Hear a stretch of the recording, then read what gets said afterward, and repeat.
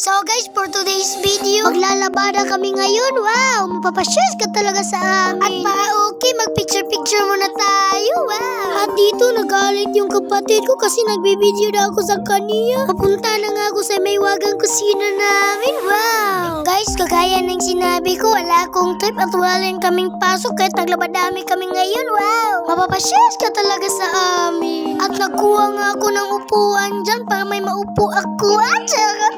At dalawa pala kami ng pinsan ko naglabadami. Wow, mapapasyos ka talaga sa amin. Hindi sana ako maglabadami pero good boy ako ngayon.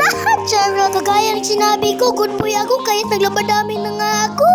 At pagkatapos namin labadami, naghalay na nga kami. Pinsan ko pala ang nag-video nito at ako ang naghalay. Wow, basta good boy, ganito talaga yun. At charot. Mapapasyos ka talaga sa akin. At dito ko napansin, nag-video pala yung pinsan ko. Wow! Kaya't ganang-gana ako magtrabaho kasi may video. Charot! At dito, masipag lang ang pinsan ko pag nag-video ako. Charot! Mapapasyos ka talaga sa akin. Ay, sa amin pala. At dito, nag-video na nga ako sa sarili ko kung okay ba ko tignan. At ito palang tungko ko binili ko kahapon sa Alamat Bay. Pero hindi ko na-videohan na ikabit tong bakal. Wala kasi akong manubela sa BMX kaya't bakal nang nilagay ko dyan. Binuhat ko na nga dyan ang BMX kong bisikleta. Wow, mapapasyos ka talaga sa akin. Dinala ko na nga sa loob ng bahay para ayusin to. At dito nakating na nga ang tatay ko galing sa trabaho. Pero ayusin sana ko tong BMX pero nakalimutan ko walang tools. At sinabihan ko si tatay pwede ba nakiniramin yung tools niya. At ayun, binuhat na nga niya para ibigay sa akin. At dinala ko na nga sa aming mahiwagang bahay. Wow, mapapasyos ka talaga sa akin. Binuhat ko na nga ang mahiwagang BMX. At inayos ko na nga dyan baka matumba. At kinuha ko ng trungko na may bakal. At dyan tinest drive ko kung okay na ba. Hindi pa nga nalagay, tinest drive mo na. Wow, charot. At dito hinanap ko na nga ang tunay na tools na kasya sa isip mo. Charot. A few minutes later. At nakuha ko na nga ang tools na kasya sa isip mo. Charot. At hinigpitan ko na nga handlebar baka malaglag pag-drive ko. Wow, amazing. Mapapasyos ka talaga sa akin. At nilagay ko na nga dito sa manubela para pwede nang sukatin. Ay, sukatin, pahipitan pala.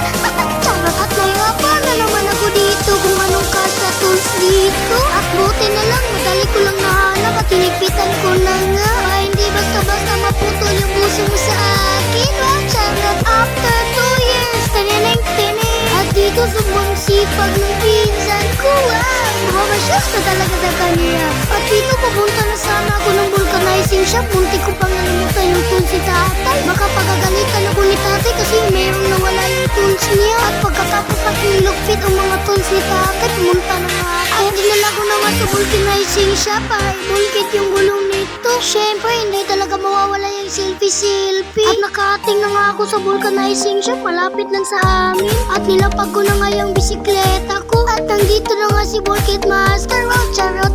Mapapasyos ka talaga sa akin. Selfie-selfie na puningoy ang ngayon. Ay, charot. At bago magbulkit si Bulkit Master, naglagay na nga siya ng ice tumbler kasi inumin daw niya. Wow! At chinek-up na nga ni Uncle kung anong sakit ng bisikleta ko. Charot. At binagtas na nga ni Uncle ang interior para mabulkit na. Wow! Grabe, ngayon ko pa na-realize ang dami pala ng butas nitong gulong nito. Wow! Magasto talaga tong bisikleta na to. Mapapasyos ka talaga. At grabe, 5 talaga ang butas nito. Wow! Nilihan na nga ni Uncle dito na park. At may selfie-selfie muna tayo para tingnan. Wow! At dito pwede na nga iin yung gulong ko.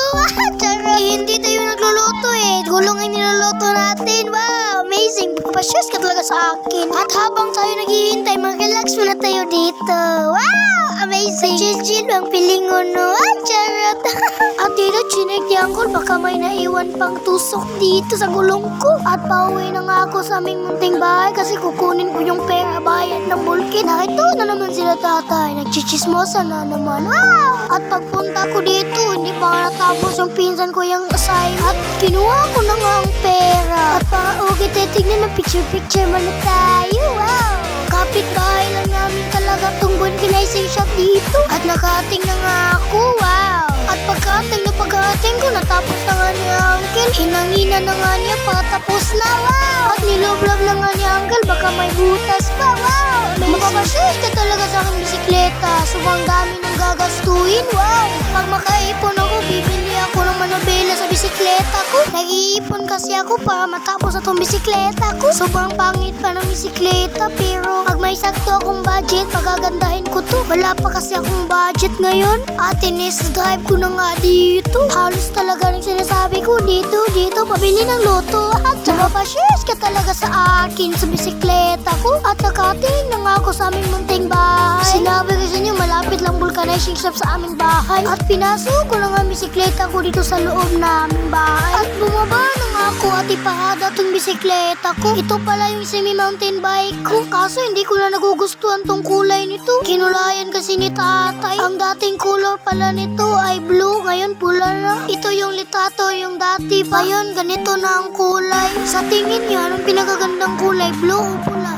Diba blue? Si tatay kasi gusto niya yung pula. Mas maganda yung blue kasi sa pula. At sinirado ko na ang aming munting gate. Wow! At nakalimutan ko, hindi pala ako nakabayad sa bulkit. Mahulol lang sumakay sa bisikleta po sa pagbayad. Hindi, charot. At nalaglag pa yung piso. Charot. At dito pupunta kami ng tindahan. Hihintay na nga si tatay sa akin. At grabe ngayong panahon na sobrang init ng panahon. Nadala na nga kami ng ice sa tindahan kasi sobrang init ng panahon. At nakating na nga kami sa aming munting tindahan. Wow! Tampal sa init, juice at charot. At nilagay ko na nga ang ice dito sa cutter plan namin. Pwede na pala talaga ako mag-vlogger. Wow! Bumamashare ka talaga sa akin.